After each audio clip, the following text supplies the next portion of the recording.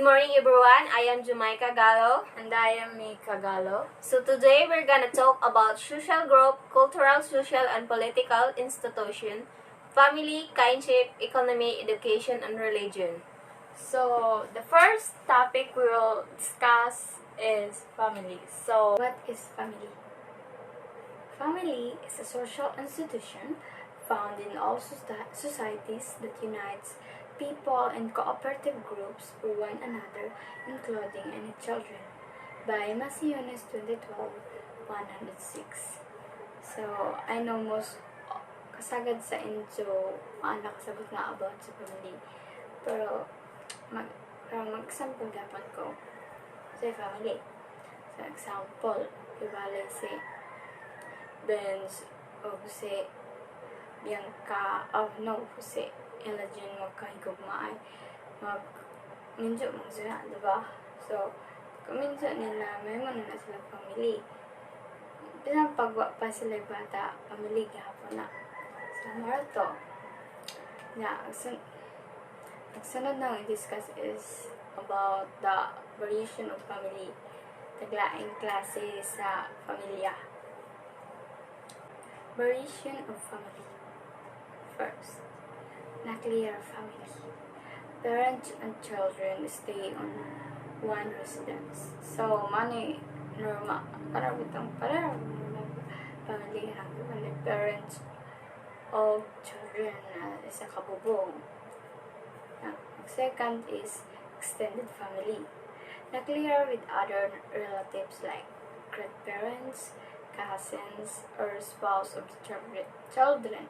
Kani mama Marcellus nuclear. Pero daghan ni sila kay there are na open nila mga relatives like grandparents ba kadto medyo bibo na sila kay daghan man. Next is reconstituted family with from previous marriage.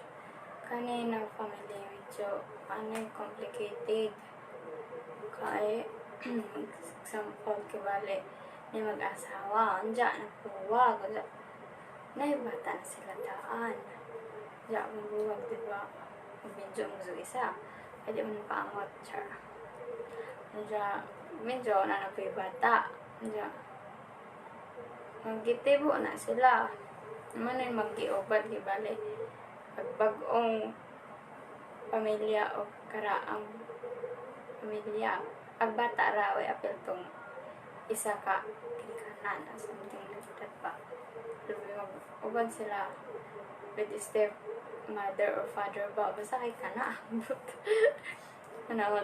ang sunod is transnational family living in a different country. Nang tas, gitas lang nasa dagaan. Next is kinship. The most universal and basic of all human relationships and is based on ties of blood, marriage, or adoption. There are two basic kinds of kinship ties. First is based on blood descent. Second is based on marriage, adoption, or other connection. Ritual kinship refers to ritual parent-child relations such as the godparent, godchild relationship established through the baptism ceremony of Roman Catholics. In the Philippines, this is called compadre system by Shimizu 1991-118. Mga dinig ka na bitong pabunjagan ng balik. Ninang baka na. Pero, next. Band, a small egalitarian kin-based group of around 10 to 50 people, formed by several families living together based on marriage tie, common ascendant, friendship appellation, and member usually having a common interest or enemy.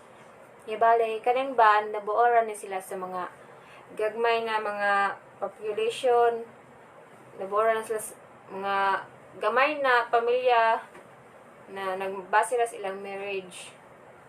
And And then, aghurot tao dito, pantay-pantay. Wayay leader, hurot sila, kana lagi, pantay-pantay. And elders are given respect. Ang mga kanunuan nila or katas-taasan, walang girespeto. Tribes comprise a number of bands that were politically integrated, often through a council of elder or other leaders. Shared a language, religious beliefs, and other aspects of culture. Ang tribes are more organized sa kaysa sa bands. Kay nag-form man sila council tribals, elders kibali mo ay nag-leader nila. The tribes are organized through the process of pan-tribal association or what anthropologists refer to as sodalities. So next is chiefdoms.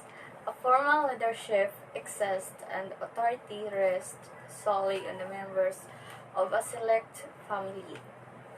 A certain family ang nag-lead. Members of community is ruled by permanent chief coming from this led family. So, pasabot, rag ka ng mga datoon ni sila ng mga family. So, social status is affected marriage, age, and sex. When it comes to chiefdom, na duha ka klase. Simple, and the second one is complex. First is simple chiefdom. A central village or community ruled by a single family, surrounded by smaller communities, which are headed by a subsidiary leader, subsidiary to the central leader. Naagihapon sila leader na community, pero under gihapon ni sila sa chiefdom na nagdako sa ila. Remember, ang chiefdom is a family, dili isa ra ka tao. Second is complex chiefdom, composed of several simple chiefdom ruled by a single paramount chief residing in a single paramount center. Elites demand tribute in the form of agricultural crops and produce from the commoners. Ang complex chiefdom is daghay chief na nagtibot-tibot, pero magpili sila paramount chiefdom na naasto nga sa tanan ng mga chiefdom na nakapalibot, and because naanay certain leader sila, tapos naupo isa ka paramount leader na chief, nagkaroon sila ng privatory system. Ang pasabot, maghatag silang harvest or kung unsa may naan nila, ilang ihatag sa ilang leader. So, wala complex chiefdom. What is authority? Authority is power to make binding decision and issues command. It is necessary for leaders to have authority. What makes authority binding and worthy of obedience? It is legitimacy. Weberian types of authority. Weber 1961, 173 to 179. Max Weber works on social action, showing one of the clearest link between individuals and institutions. As defined by Weber, social action is one that individual attach subjective meaning to. In other words, social action is an action that is meaningful. Weber identified 4 types of social action. First, traditional action. Second, affectual action. Third, value rationality action. Then the last one is means ends rationality action. Traditional action, these are actions which are carried out due to tradition. For example, kanang mag-pray ka before mo kaon, ang tawag ana traditional action, mga habit nimo, traditional action na the way it has always been done. Affectual action is an action caused by emotion, or you do not think about the consequences. For example, nasuko ka, tas pagkaugma na-realize nimo ikaw daay ang mali. Then, value rationality action that are determined by a conscious belief in the inherent value of a type of behavior. For example, kanang atong mga gituohan or superstitious belief, example na siya sa value rationality action. Then, means aids rationality action that are carried out to achieve a certain goal. You do something because it leads a result. Imo ni dyan gibuhat kay naamay ganang result in the future. From Max Weber, there are 3 types of authority. Those are traditional authority, charismatic authority, rational, legal, or bureaucratic authority. First is traditional authority. Legitimacy derived from well-established customs, habits, and social structure. Example, monarchical rule or rule of elites in a chiefdom. Maanig hari o reyna. As you can see, ang mga rank nila ipasa-pasa sa from generation to generation a longer family. Maara po this traditional authority. Another example, kanang kuan, kibali, wakwak. Wakwak ka, or imong nanay, expected na gazod na, ang imong maabot tayo po na anak, or apo, may wakwak. Sunod is charismatic authority. Is associated with corresponding leaders whose authority comes from followers, believes in the leader's suspicion, personal qualities. Next is rational, legal, or bureaucratic authority. Legitimacy from formal rules promulgated by the state through its fundamental and implementing laws. The most dominant way of legitimizing authority in modern states where government officials grew their power. So, pag sinabi natin rational, legal, or bureaucratic authority, nagkakaroon ka ng authority kasi binigyan ka ng kapangyarihan through the state law. So, may mga batas o binoto ka talaga, so legitimate ang iyong pagiging leader. Because, merong batas na nasa likod mo, kaya ka napunta sa sitwasyon na yan, at yun na nga matatawag ng government official na meron na tayo ngayon. Ay, kalain. So, this is ang ato. Next, economy is the social institution that organizes a society production, distribution, and consumption of goods services.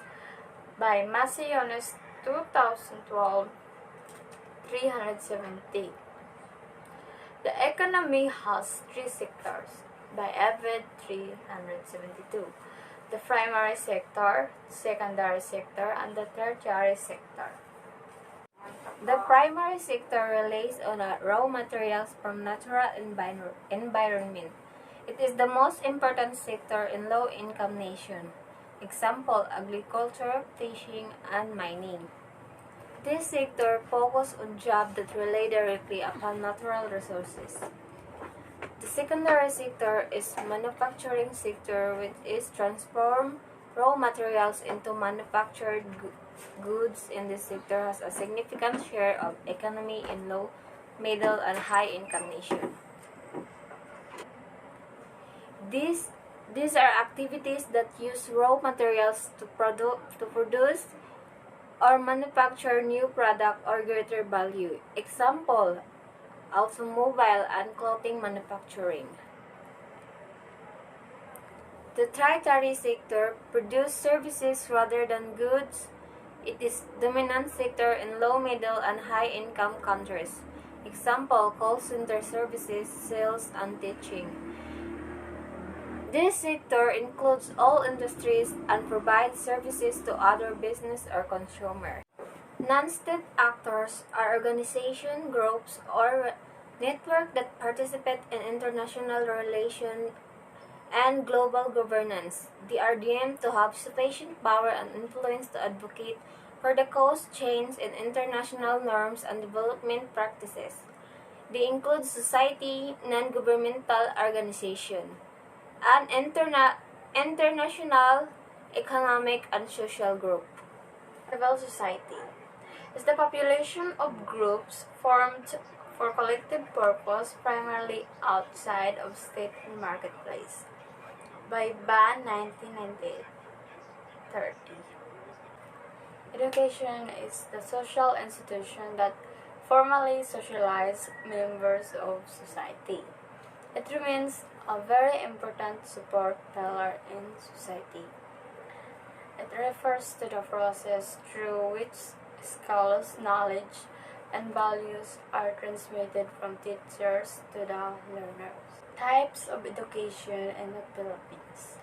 First is formal education, spaced in the classroom and provided by trained teaching and non-teaching personnel.